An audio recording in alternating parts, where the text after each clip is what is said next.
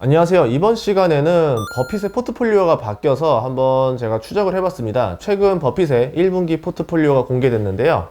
그 덕분에 버핏의 자산 배분이 어떻게 바뀌었는지를 알 수가 있었습니다. 출처는 SEC 보고서예요. 여기 화면대로 나오고 있는데요. 여러분도 SEC 보고서를 보면은 버핏의 포트폴리오를 볼 수가 있습니다. 우선 버핏이 매도한 게 있어요. 웰스파고를 팔았습니다. 버핏이 보유한 종목 중에서 6번째로 큰 종목인데요. 은행입니다. 5,200만 주를 거의 전량 매각에 가까운 수준으로 팔았어요. 이제 보유량이 62만 7천 주밖에 없는데요. 금액으로 치면 한 2조 2천억 정도 규모를 팔았죠. 쉐브론도 팔았습니다. 분명히 쉐브론을 4분기에 샀다라고 했는데 2,480만 주를 매각했어요. 그래서 보유량이 2,370만 주밖에 안 남았어요. 쉐브론은 이제 미국의 거의 어떻게 보면 두 번째 정유회사로 봐야 되는데요. 이걸 통해서 웰스파고를 팔아서 2조 2천억을 챙겼고 쉐브론을 팔아서 2조 5천억을 챙겼습니다. 거기에 이제 뭐 제약주를 조금 더 팔았거든요. 그러면 전반적으로 봤을 때 현금 5조가 생겼다 이렇게 볼 수 있습니다. 그리고 나서 버핏이 사들인 것이 있는데 가장 큰 거 3가지가 있습니다. 첫째가 뭐냐면 에이온이라는 영국의 보험회사를 사들였어요. 410만 주를 매입을 합니다. 금액으로 치면은 한 1조 정도 돼요. 그럼 총 보유량이 어떻게 됐느냐? 이제 9억 4,300만 주예요. 그리고 크로고라는 식료품 유통회사를 사들였어요. 1,750만 주를 매입을 했는데 우리 돈으로 한 6,800억 정도가 됩니다. 그래서 총 보유량이 5,100만 주. 버라이즌 통신회사도 또 사들였습니다. 1,200만 주를 매입을 했는데요. 그래서 7,400억을 샀어요. 그래서 총 보유량이 1억 5,900만 주가 됐다. 이렇게 볼 수 있습니다. 그래서 본인이 매수한 거는 기존에 매수했던 종목을 더 추가로 담았다. 이렇게 볼 수 있다는 거죠. 여기에다가 기타 보험사를 약간 더 매입을 했습니다. 그러면 버핏이 보유한 종목 중에서 가장 큰 종목들 5가지가 있는데 이것들은 하나도 팔지 않았어요. 한번 참고로 알아보도록 할게요. 포트폴리오니까. 우선은 애플이 1위입니다. 121조를 가지고 있고요. 두 번째가 은행인 뱅크 오브 아메리카를 44조를 보유하고 있습니다. 거기에 아메리칸 익스프레스를 24조 가지고 있고요. 코카콜라도 23조 넘게 가지고 있어요. 그리고 크래프트 하인즈를 15조 보유하고 있습니다. 그리고 이제 1, 2, 3, 4, 5위들은 팔지 않았다라는 거는 뭐 본인 입장에서는 굳이 팔아야 될 이유가 없다라던가 뭐 배당이 충분해서 또는 가격 상승에 뭐 가격 인상을 했을 때 전혀 불리하지 않는다라던가 아니면 앞으로 미래가 계속 전망이 좋다라던가 이런 이유들 때문에 보관하고 있겠죠. 그리고 특징 중에 하나가 보유 현금이에요. 지금 165조를 보유하게 됐는데 이 금액이 사상 최고치에 육박한다는 거죠. 2020년 코로나 직후에 보유했던 현금이 167조였습니다. 그러니까 지금 코로나 직후 때랑 지금이 보유한 현금이 비슷하다라는 건데 뭐 제가 봤을 때는 이래요. 뭐 따로 뭐 주식을 엄청나게 팔아서 현금을 확 늘렸다기보다는 기존의 배당을 워낙 많이 받기 때문에 현금이 계속 늘어났던 거고 이번 같은 경우는 사들였던 것보다 판 게 조금 더 많아서 현금이 좀 더 들어온 모습이라는 거죠. 2008년 당시 같은 경우도 60조를 보유하고 있었는데 그때 가진 현금으로 다양한 주식들을 많이 사들였었거든요. 그래서 뭐 이제 뉴스에서는 지금 뭘 인수하기 위해서 돈을 많이 늘렸다라고 하는데 그게 아니라 그냥 기본적으로 그때 코로나 직후 이후로 현금을 그렇게 많이 쓰진 않았어요. 그리고 계속 배당으로 현금이 계속 들어오고 있죠. 그런 것들 때문에 그 현금이 유지되고 있다. 계속 조금씩 늘어나고 있다. 이렇게 보면 될 것 같습니다. 우선은 결론을 내보도록 할게요.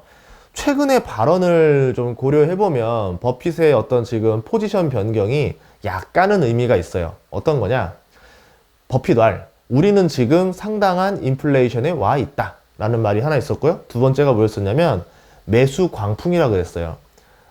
더 사기 위해서 지갑을 더 많이 열어야 된다. 레드 핫이라고 말을 합니다. 그래서 지금 사람들이 열기가 너무 뜨겁다. 이렇게 표현을 합니다. 그리고 인플레이션에 대해서 어떻게 설명을 하냐면 자본에 대한 세금이다라고 말을 해요. 이게 무슨 소린가? 자본에 대한 세금이라니 쉽게 얘기하자면 인플레이션이 벌어지면 기업들의 실제적인 수익이 감소한다. 그래서 투자가 위축이 된다. 그래서 구매력이 감소한다. 전반적인 것에 대한 이야기를 한 겁니다. 물론 기업의 실질 수익이 감소하지 않는 기업들도 존재하게 돼요. 아마 버핏이 팔지 않은 기업들은 그럴 가능성이 높겠죠. 또 한 명 더, 세계 최대 자산 운용사를 운영하고 있는 블랙록의 릭 라이더 최고 투자 책임자가 있는데, 이 사람도 이런 말을 합니다. 인플레이션 대비 자산 포지션을 지금 조정하고 있는 중이다. 블랙록도 지금 조정하고 있는 중이라고 합니다. 어떻게 조정하고 있느냐? 정크본드를 줄이고 현금과 장기 회사채를 늘리고 있다. 기본적으로 조금 더 안전하게 분산을 시키고 있습니다. 이렇게 해석하면 되겠죠. 그런데 그 반면에 어떤 분들이 계시냐면 옐런이랑 파월이 있어요. 이 사람은 이런 말을 합니다. 우려할 일 아니다. 그리고 해결할 카드 있다. 라고 하면서 걱정하지 말라고 일축을 해버리고 있죠. 그렇지만 우리가 한 반년 넘게 파월의 입견제를 봤잖아요. 그래서 버핏의 말이 지금은 조금 더 신뢰가 가는 타이밍이죠. 여기에 이제 바이든이 뭘 하고 있냐면 인프라 프로젝트를 하고 있어요. 그 일자리 늘리기 위해서. 그리고 가족계획 프로젝트를 하고 있어요. 이제 보육이라든가 교육 쪽으로 집중하고 있는데, 이것들을 위해서 패키지로 4조 달러의 투자 예산을 지금 의회에 요청을 했습니다. 4조 달러라고 하면은 거의 한 4조 5천억 정도, 4,500조죠, 우리나라 돈으로. 그 돈을 지금 더 풀자고 요청을 한 상태입니다. 그럼 이런 일을 고려해서 다시 정리를 한번 해보자면은, 버핏은 주력 주식들을 팔지 않았습니다. 그리고 버핏 초창기에는 위기가 오면은 주식을 팔아서 보유 비중을 줄이는 선택을 했었는데, 근래 들어서는 현금 자체가 워낙 넉넉하기 때문에 주력 주식들을 팔지 않고 버티는 쪽이에요.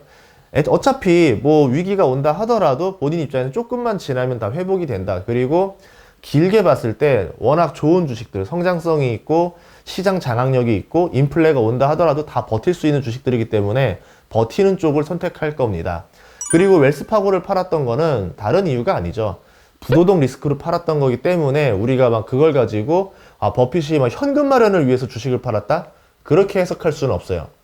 실제로 지금 파는 거는 정유주만 팔았다라 볼 수 있는데, 쉐브론에 한해서만 보유하고 있었기 때문에 쉐브론의 문제인지 아니면은 정유 자체를 손절한 건지도 알 수는 없습니다.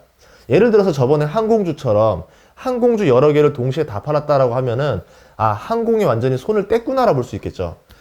정유주 같은 경우는 고배당주예요. 그 쉐브론 같은 경우는 5% 이상 나옵니다.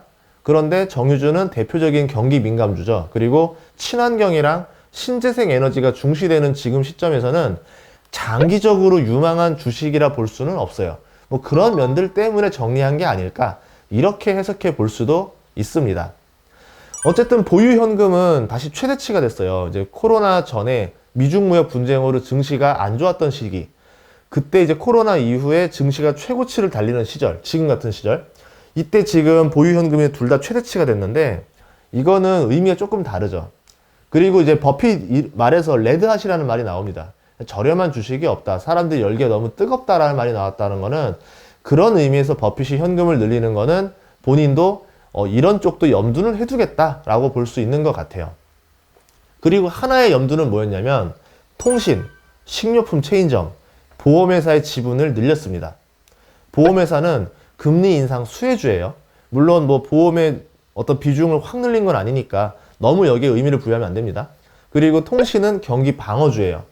경제가 어려워도 통신요금은 줄이기가 어려워요. 그리고 크로거는 식료품 유통업체인데 전통적인 경기 방어주죠. 왜? 사람들이 아무리 먹고 살기 힘들어도 휴대폰 요금을 끊을 수는 없는 거고 먹는 것을 끊을 수는 없는 거거든요. 그래서 경기 방어주 두 개랑 보험, 금리 인상주 하나의 비중을 늘렸다, 이렇게 볼 수 있는 겁니다.